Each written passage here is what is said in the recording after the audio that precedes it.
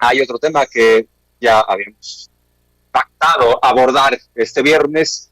Es parte todavía de los estudios y análisis que se hacen a raíz de la jornada electoral del 6 de junio pasado. Investigadores de la UNAM, de diversas organizaciones, han hecho análisis incluso de lo que pasó el propio 6 de junio, en términos de la narrativa, de la discusión, los mensajes en Twitter, cómo se formaron estos dos bandos pro 4T y en contra de la 4T. Tlatelolco Lab ha hecho este esfuerzo para entender, bajo irse respondiendo a esta pregunta, ¿qué pasó el 6 de junio en términos del discurso? Pues para hablar de esto de viva voz, vamos a saludar a Marcela Román, parte de este esfuerzo de Tlatelolco Lab. Muchas gracias por la comunicación. Te habla Jorge Armando Rocha. Muy buenas tardes. Buenas tardes, Jorge Armando. Muchas gracias a ustedes, a todos los compañeros de Sin Censura por esta invitación. Para nosotros, para mí, Marcela, y para el Tlatelolco Lab es un honor estar con ustedes. Muchas gracias. A ver, ¿de qué se trata el estudio? Entiendo que se responden a ese interrogante. ¿Qué pasó el 6 de junio? Pero en términos de la narrativa, del discurso, de este choque entre quienes en las redes se manifestaban en favor de la continuidad de la 4T y quienes se manifestaban en contra. ¿Qué fue lo que encontraron? Pues sí, gracias. Quisiera mencionar justamente nuestro proyecto es parte del proyecto universitario de estudios sobre democracia, justicia y sociedad. Y en Tlatelolco Lab trabajamos desde el análisis de medios multicapa, ¿no? Para comprender qué pasó el 6 de junio, analizamos todas las estructuras mediáticas que componen lo que reconocemos como ecosistema de medios. Y bueno, queremos justamente compartir los resultados de esta coyuntura con ustedes. Desde la capa mediática, digamos, desde la capa de las estructuras de información que componen pues la comunicación de nuestro país, analizamos más de 20 medios impresos, ¿no? Redes sociales, y encontramos que la mayoría de las narrativas hegemónicas compartían una visión de sentir que en las pasadas elecciones se recuperaba la democracia a pesar del autoritarismo de Andrés Manuel López Obrador, ¿no? Esta narrativa es la hegemónica, la vimos presente en los medios impresos, en radio y televisión, y bueno, por eso para nosotros también fue muy importante abrir el análisis a otros espacios que nos permitieran comprender el 6 de junio como un proceso de redefiniciones políticas a nivel nacional, ¿no? Mientras los medios hegemónicos se concentraron en decir que lo que había pasado el 6 de junio, la gran participación popular había sido ocasionada gracias al trabajo del INE, en medios más críticos, ¿no? Con una labor periodística que colabora en el desarrollo del debate sobre la democracia, vimos que el 6 de junio representaba una victoria popular, ¿no? No una victoria del INE, sino una victoria en la ampliación de un movimiento social que busca la participación y del cual las elecciones son una parte.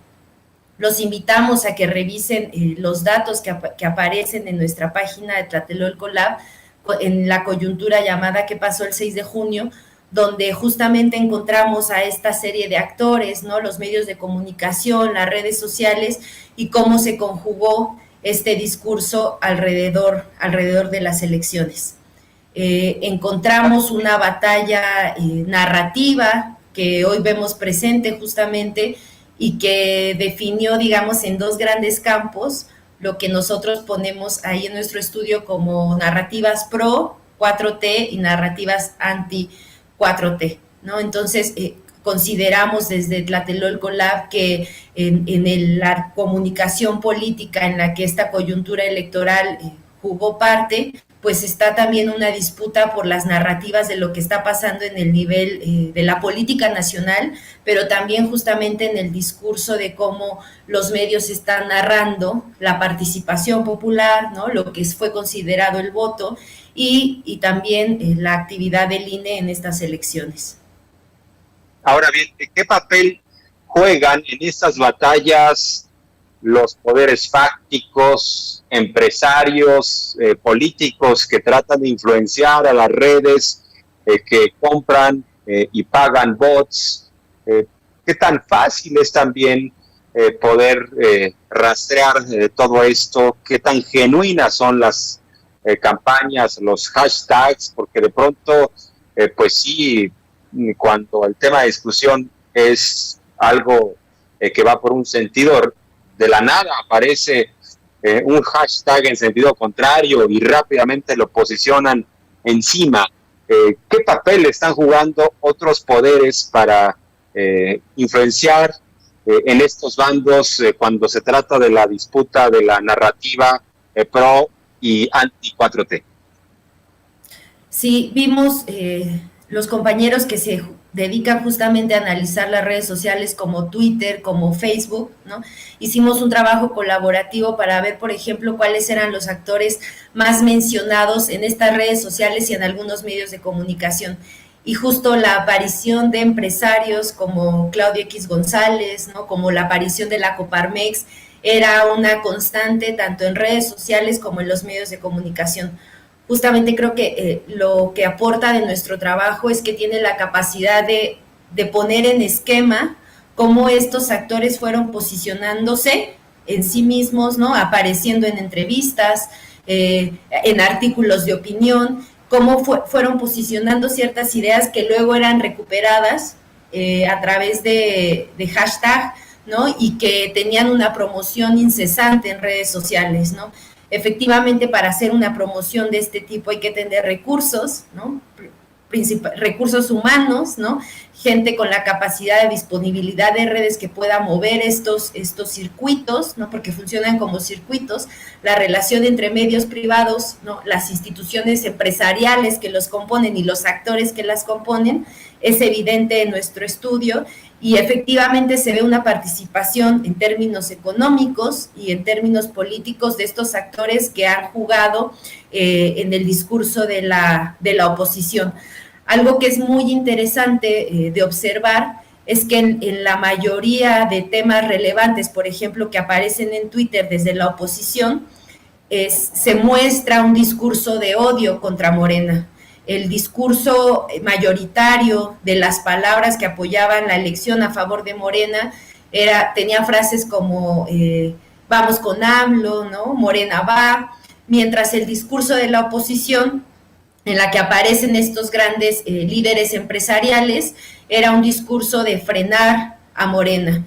Entonces creo que uno de los resultados más evidentes de este estudio es que el campo de la oposición no mostró un proyecto político durante la elección, sino que mostró una constante distribución de palabras, ¿no? A través de la radio, de la televisión, de las redes sociales, que contribuyó a generar un odio por quienes fueran a votar por Morena. Entonces creo que uno de nuestros aportes en este momento histórico es observar cómo a través de los medios de comunicación no hay una crítica constructiva a un proyecto social, sino un discurso de odio que intenta desplazar, digamos, las temáticas generadas en espacios, por ejemplo, como son la mañanera, ¿no?